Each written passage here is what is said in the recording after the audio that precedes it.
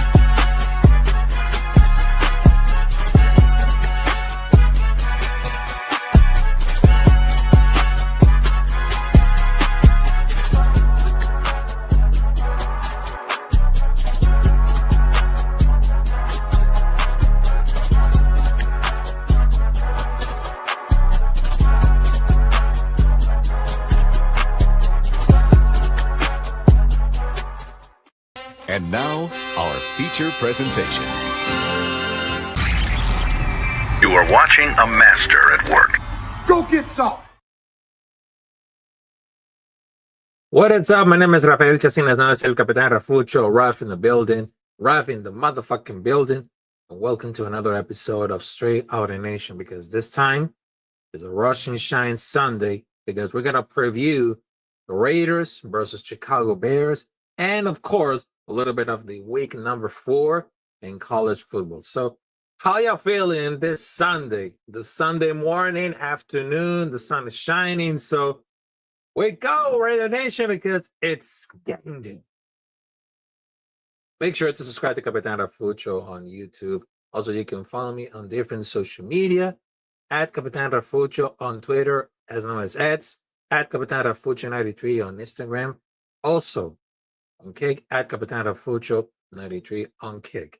And if you want to make a donation, if you want to help and support this platform, you can make a donation by Cash App, Venmo, or PayPal. All financial help is great because you know why? I mean, it really happens a lot.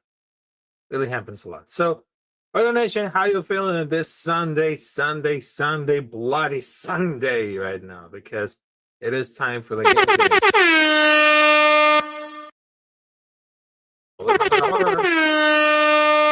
Pull up right now. All right, so ladies and gentlemen, we can preview Raiders versus Bears, which is going to be really interesting between Caleb Williams versus Geno Smith. But I'm not really sure about this. But I told about the last time about the offensive line, the defense, everything about for the secondary. I mean, we need to get involved a lot more. And I wanted to expect a breakup game for Aston Genty because sometimes the running back rookies is hard to struggle a lot when it comes to the pass protection, the rushing, everything. But I just can't really believe that we can still believe that. But I really understand that we need it. We need it for. And some of the content creators, including reporters, to say Aston Genty has a breakup game, but I didn't see nothing. Because remember this, folks. The Chicago Bears defense is allowing 6.7 yards per play. Opposing quarterbacks are completing 75 of those routes. But we got to hold it up. We're going to blow the fuck out. And did the Classic lose into a backup last week? That was like a terrible defense. It was an all-time performance. And even the script writers, not even giving us on a new episodes, look at the straight reruns, but we might have to change it up. Yep. We might have to change it up because I really understand why they're going to happen so fast. But if we're going to do the Chip Kelly offense, defense, I mean, probably you're going to change it all. Change it all. Because if you guys remember, before the season came out here, remember when the defense and secondary was the biggest concern? What happened to the online this year? Because now that everyone is talking about Mint has a solid game and Genty has finally get some room, getting like 98 yards and a touchdown. But for me, that was a really concern. For me, that was really concern at all because the offensive line was a concern at all. It wasn't exactly a great last year, but it was primarily related to depth. Plus, everyone expected the same line to throw down, but no one expected to them shuffle all in the position. That shuffle means there is a leaning curve. The real problem is about Chip Kelly's shame, which is predictable for those who watch film. Also, shout out to Tape Don't Lie for Marcus. He made a great breakdown when he identifies three tells whatever he'd run or pass. For example, Aston Genty lines up for over the tackle is a pass, over the guards is a run. Also identifying what the linebacker call out tells Bobby Wagner is seen clearly identifying them. This is why the defense is turning up every play regardless of the call. They know what's coming, and the play action is very useless. Chip Kelly needs to get the shit together. Then the offensive line can start looking at what they look like, which is average at best. Not quite awesome, but not the worst line in the entire league. And I had to take it right now. But how are we gonna win this? How are we gonna win this? Because I understand our roster is ass. If it was like a great time to sell assets and do like a rebuild and buff and beat up like both lines or rebuild for the finally inside, but instead of a draft, we're now like a win now position that sits when they get hit before the fucking ball in hands. That's really wild. And we're dead last in rushing last year. We're tied for the 7th most sacks, along with 50. The offensive line could have controlled the line of scrimmage all of the last year. But the data of season to address, it was a hire for the new offensive coordinator and new online coach, Kappa. The online didn't lose to the last game, but defense and safety were the worst. It was just like a work in progress, but it's not that really easy. Not that really easy. And they've wanted to need it. And if we're going to win, let's make it happen with ill intent, violence, physicality, and pain. Yeah, they took off for like, well, until it appears. But somehow, I don't know, it's going to be working at all, but I don't want it to get him bad for the juju and everything, but oh, man. But it seems that if we can move on, they're trying to figure it out. Tried it all, forget it all, but they got to check out the pass protection. And can everyone has the last week energy on the road? Because it's going to be like the end or everything. But personally, I would love to see it like going up for the breakup game. I know this is exactly what they needed for. What they needed for is a little bit of adjustment. And of course, this right now is going to happen. Gonna happen so great. But, you know, between for the like all for this time, between for the preview, I mean, there's two teams waiting to 500 to face off for the week number 4. And it took like a few weeks to get all to involved with like the coaching system of Ben Johnson. But Ben Johnson has a few weeks to get on the groove, but they look like really solid on the both sides of the ball against the Cowboys. It was left for the last week. And Callie Williams, as known as the man who painted her nails, threw for over 289 yards and touchdowns, while the defense is picking off for Dak Prescott twice. And Geno Smith hasn't kind of helped the first season in Sin City. The offensive line has lived often, been sacked 12 times through 3 games, and the running game hasn't been able to pick it off or the slack. For Aston Genty, has gone through the defense, a really good slowing down the rush. But the defense is giving it up for like 351.0 yards and 24.7 yards per game. But both teams are 1 win and 2 losses to start the season and has been consistent all the 3 weeks of regular season play. But Las Vegas Raiders, they're coming up for the confidence boost of winning. And Chicago Bears has won 3 of the last 5 meetings. But let's start to change it up the narrative.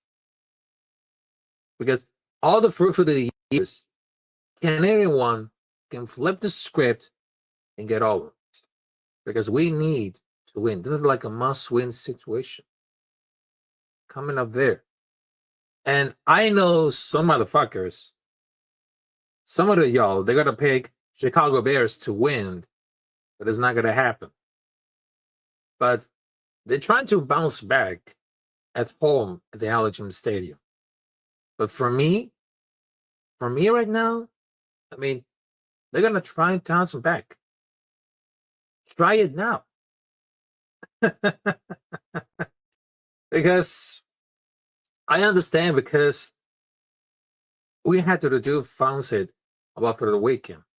And right now, it's going to be like a really interesting battle between the Raiders offense versus Bears defense. Now, they're currently posting like a 85 EPA play minus, which is ranked 26 in the NFL. I mean, the negative impact of the defense and the offense largely come for the wrong game when they posting a like minus 300 EPA rush. And despite for that, I mean, Raiders offense match up with an interesting level against the Bears.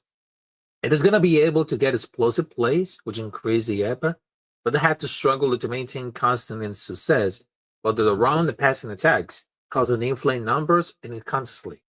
And Bears defense has done a good job limiting overall explosive plays with this struggle and a play on play basis ranking near the bottom of the NFL in total defense.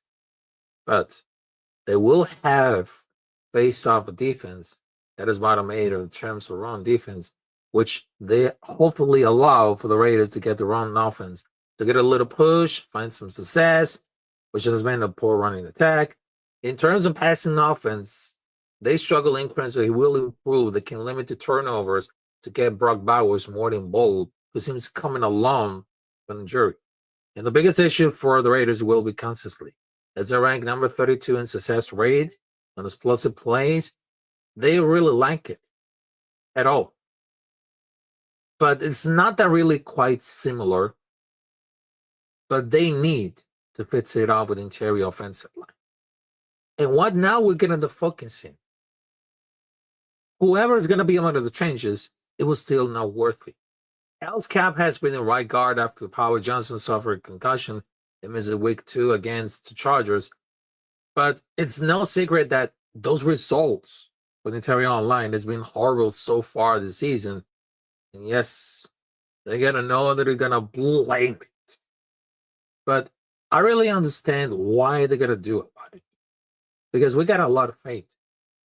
In fact, I would love to see like the offensive line get a real explosive. We got to rock this. But it might bait out.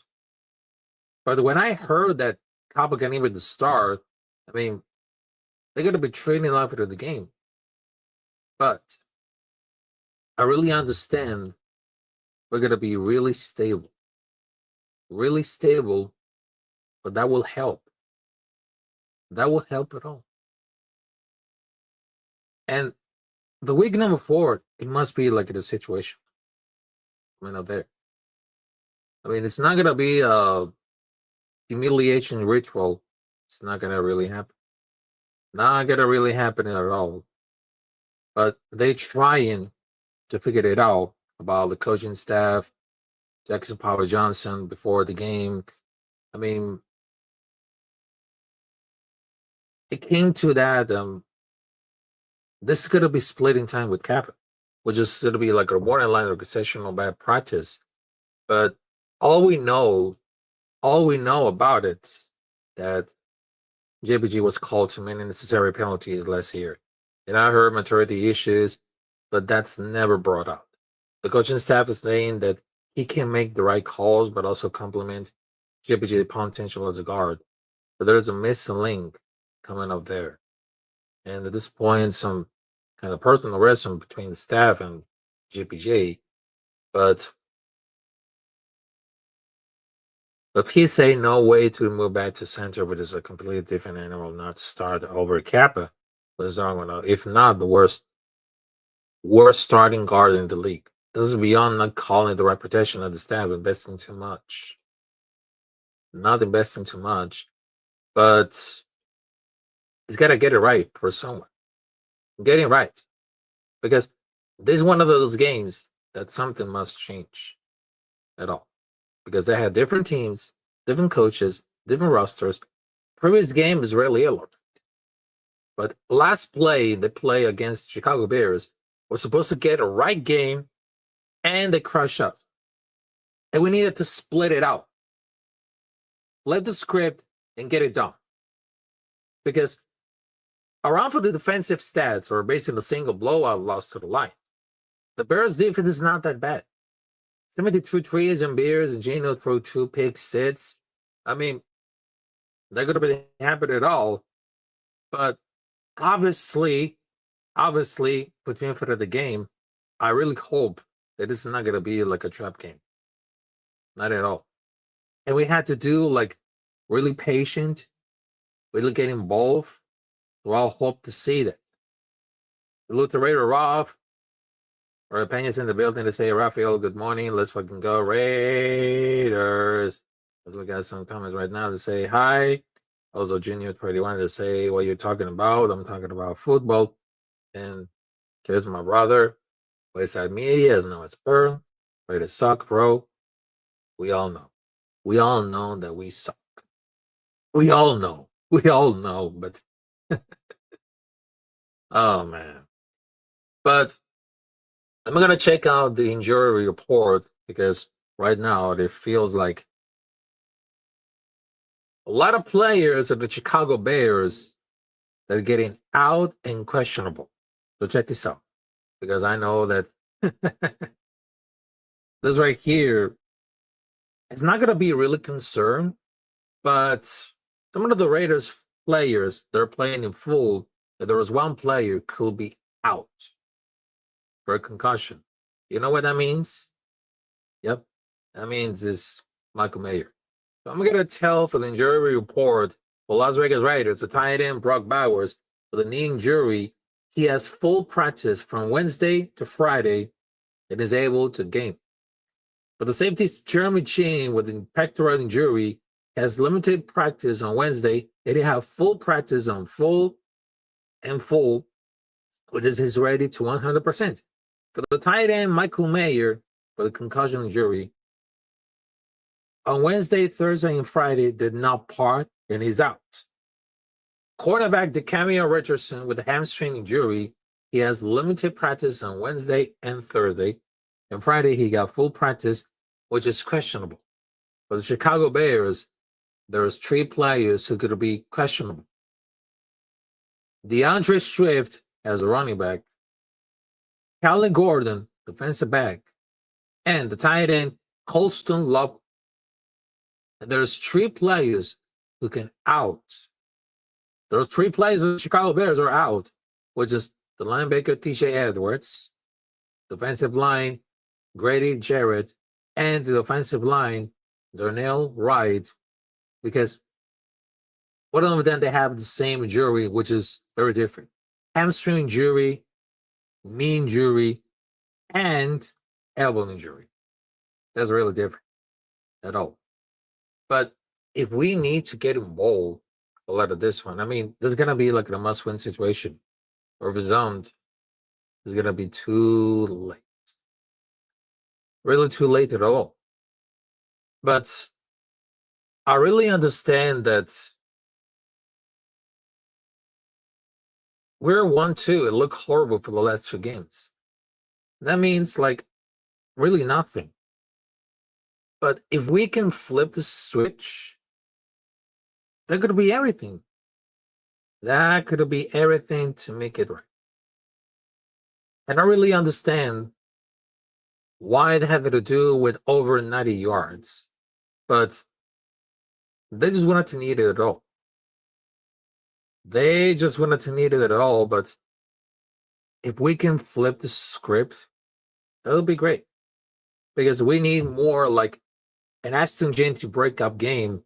We need more feed it all with Brock Bowers, Geno Smith. We need the offensive line to get control about the pass protection, the secondary team, and of course, we need Jackson Powers Johnson get involved with another beautiful game. It's not gonna be Alex Kappa. It's gonna be Jackson Powers Johnson. But I would love to see it. I would love to see it. All right, so ladies and gentlemen, after that I preview Raiders versus Bears, that is on live. I got the schedule coming up there for those games on Sunday. Because first and foremost, they had the Washington Commanders, as known as the Washington Redskins, that they're going to face against Atlanta Falcons at 1 p.m. Also, they got Los Angeles Chargers versus New York Giants. Yeah, it's going to be like an easier one.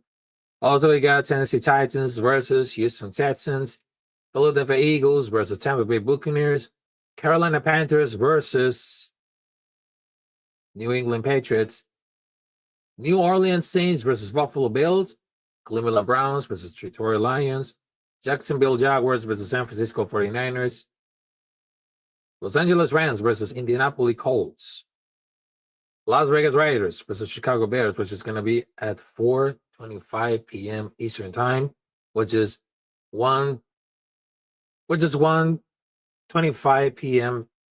Pacific Time.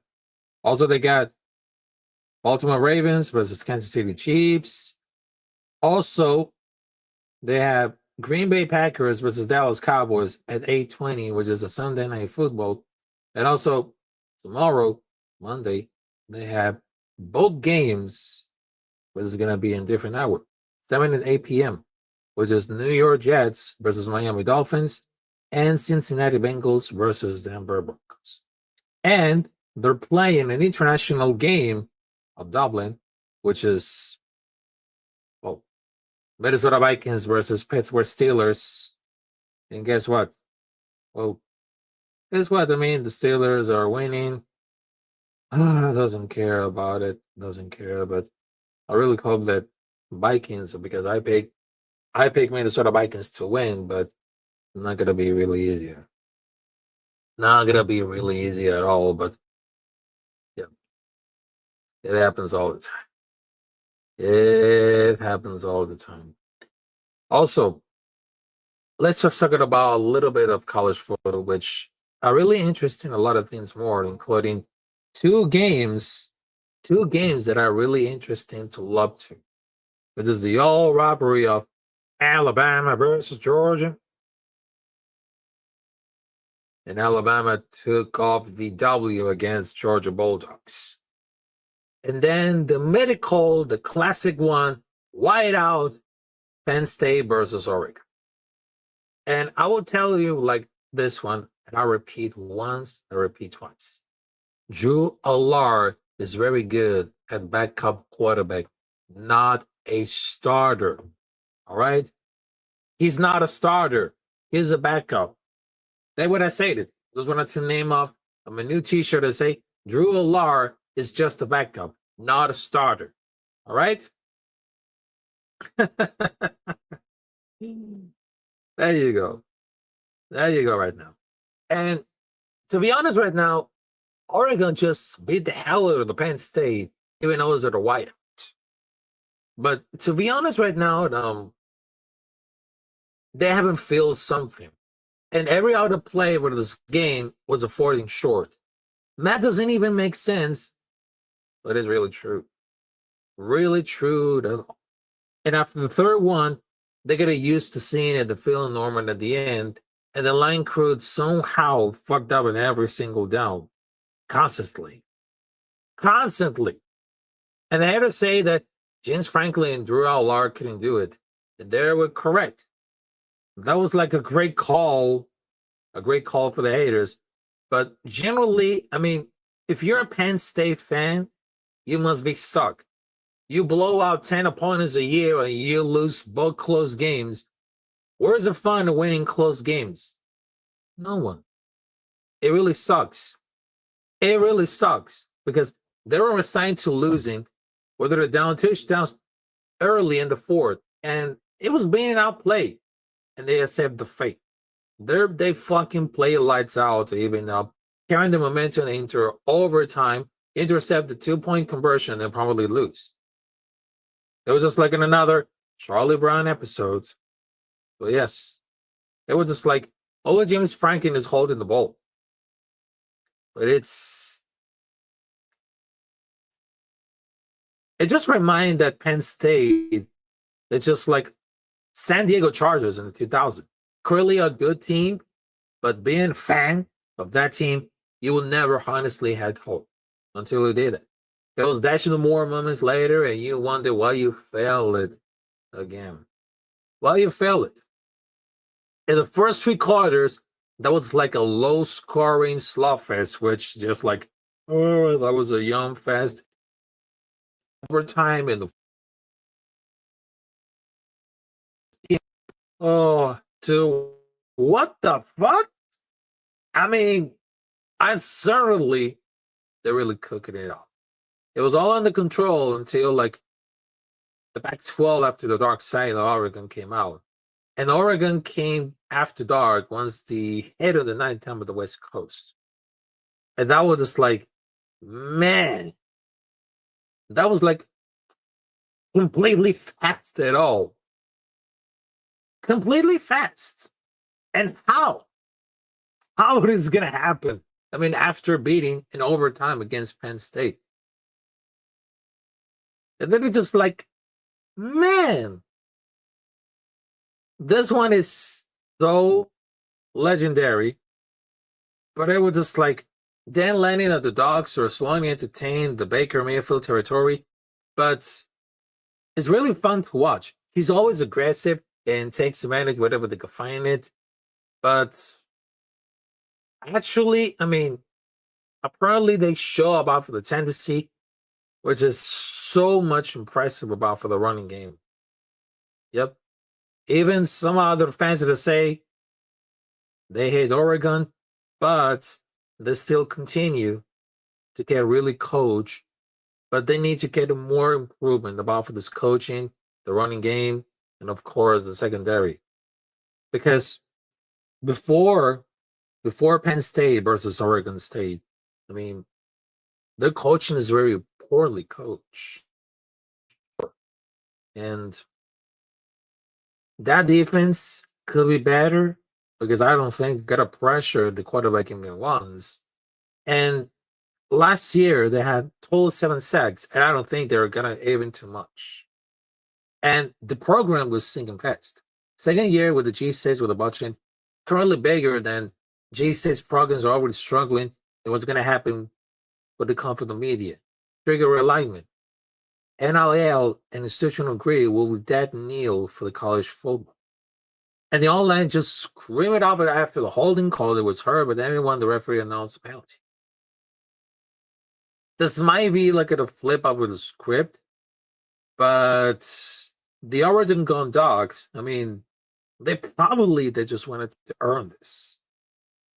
With a great defense, great rushing. I mean, their interception that wasn't expected came around to the very good end. But that was really obvious that Dan loved this case. And the culture of Oregon Dogs, I mean, that seemed like they need to call it ambulance. They was so impressed about their heel because they need him to get some pass blocking reps. So they really stopped the Lamar and third down stink.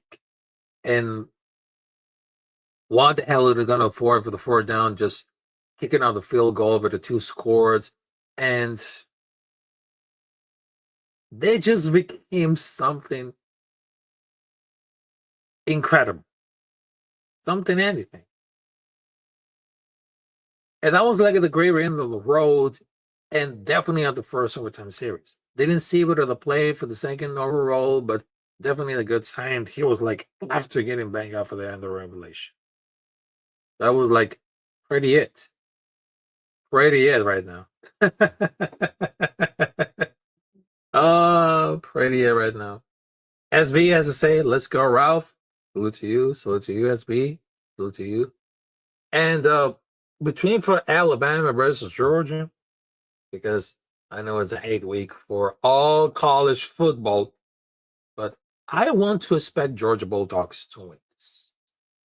I really expect it. But those Alabama, they rubbed their eyes. Because first of all, the smoke at the beginning of the fourth quarter wasn't for fireworks. They rather for like casting a false confusion against Georgia coaching staff, where Georgia has four stars tight ends and one 5-star tight end. And they combine 0 catches for 0 yards, which is not definitely good at all. Not definitely good, but they need to get it moving on. And that was like really messy. Really messy at all. Really messy. But Georgia should have taken those points. And Bama being 13 and 19 and third downs is wild. And Kirby has a Bama problem. However, the winners of the game were like the Negras commercials. There was many commercials, including the UFC Fight Night report on ESPN. And damn, what a game. What a game between Alabama versus Georgia. Because Alabama never trailed at any point of the game, being shut down for the second half, and then they just come back. They will never get inspected for a pass. Dynasty may be over, but Bama's still pretty good at the defense. But realistically, they can even defend the run. So any team can just capable of just running to probably not win. But 7 total points for the second entire here was weird. But they threw up at this. They threw. But don't let her distract to see that the fact that Captain Proctor has more receiving yards than Perry Thompson. Could be it. Could be it. I mean, Bama could be like 0-11 before going to Georgia, because they really got pissed it off. Really pissed it off. And 4-1 with an 8-yard line, 3 early in the fourth quarter, and that's how they go for it. I mean, that wasn't like really getting involved some hatred. And something about Georgia and Alabama fans came behind is, well, over having a 1-yard offense in the fourth quarter against, but believe if it's gonna happen, there's nothing more like overreactions than overreactions of college football fans. But you see, if you catch like the replay, if you catch the replay about that game, well, that's what I have to tell you. For everyone who didn't catch at the end of this game, this is the play where Georgia Ellis Robinson jumps in the pile multiple seconds after the play was over. Yeah, that was pretty over for a 50-yard penalty. He immediately pulled up to the game. Maybe like the dumbest play since Mark Wilson threw the shoe. It was really dumb and hilarious, but not so dumb. And Bama already had the first, but they just lost the potential field position and anything could happen. But Proctor could be like wide receiver number 1. Can you imagine how many tackles we were not going to the coaches and Dr. in order to say Proctor made or I'm transferring? That could have happened. That could be really happened a lot. But yeah, the fading is overrated. 3-1 is a lie. But all the best teams had 1 loss. But some of those fans that can't really ignore those few teams. But honestly, I mean, I wouldn't expect the Georgia Bulldogs to win this. But I'm convinced that they have literally more gods, and Alabama just have like a team of all the toddlers, and Alabama 10 times could have win against Georgia. But they're just really pissed at it all. Really. I mean, their day one later 34 game winning streak has really ended. But this is really funny because Washington wouldn't have the longest at 22 if they didn't just lost at home today to Ohio State. And kind of the crazy that Georgia was struggled to such a extreme against Alabama. In early 2010, it makes sense how dominant Alabama were general. For the last 5 years, Georgia has definitely better results and upside their head-to-head. And the fake roll off for the left to right, some shit. I never seen it before. And they're just trying the most unconventional shit. And it definitely work. Definitely work for the procession. With this, wow. I could imagine there's something trying new and unexpected into the offense. Because the last time they have someone they won 2 national championships. And don't forget the lineman's screen. It just felt like I was watching the Detroit Lions for a minute. And they're thinking about 2-point short yardage, play me to pull off a expected situation. They can use for the next 2 years because it worked here. It just worked out. They're going up with the highest expectations and getting absolutely dominant. Or going to high expectations and either losing by 1 score every time. Which that already happens for the college football, to be honest with you. All right, so I know it's gonna be like a quick live for the preview of Raiders versus Bears, and I just wanted to tell you, thank you guys for joining. So right now, I'm gonna take a lunch coming up there. I'm gonna take a lunch because I know that some of the living on the West Coast are going to the breakfast, but I'm about to get some lunch right now. So I'm gonna get like a pasta spaghetti with chicken, or maybe carbonara spaghetti, or bolognese. Oh, you know where there's something. All right, so thank you guys for joining this episode of Straight Outta Nation with a preview of Las Vegas Raiders versus Chicago Bears. And at 4 p.m. today, we're gonna actually sound like really this, because I know the soundboard doesn't really work.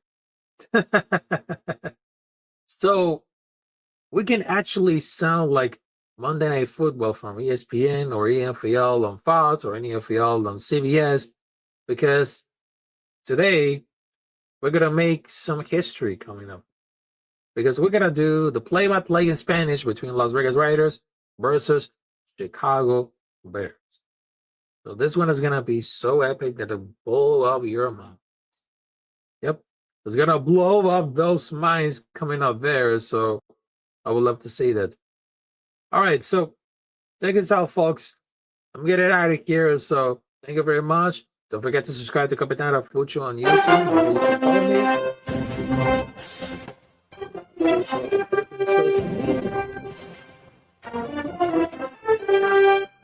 And I know the soundboard is something like really crazy up there, but man, I love the soundboard, but it feels like it definitely got slow, but there you go.